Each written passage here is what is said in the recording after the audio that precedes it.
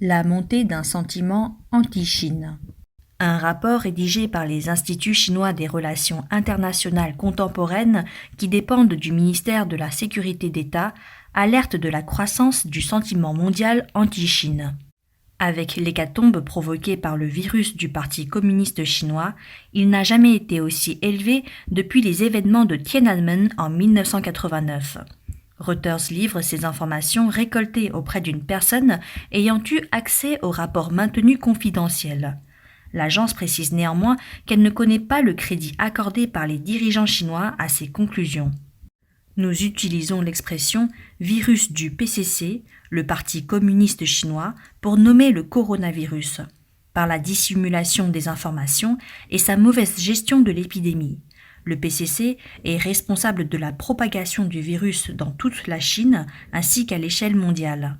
La fronde contre la Chine est menée par les États-Unis et son président Donald Trump.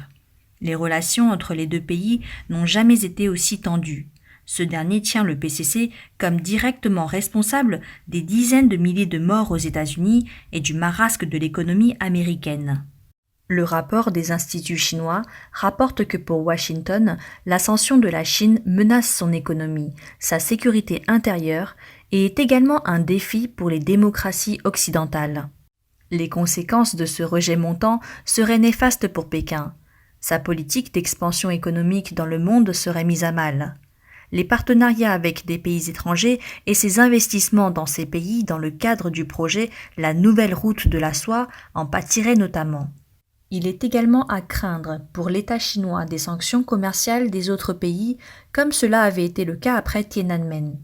Malgré les signes de guerre froide entre les États-Unis et la Chine, le ministre chinois des Affaires étrangères calme le jeu en appelant à la coopération internationale plutôt qu'à la guerre des mots, afin de lutter plus efficacement contre la pandémie.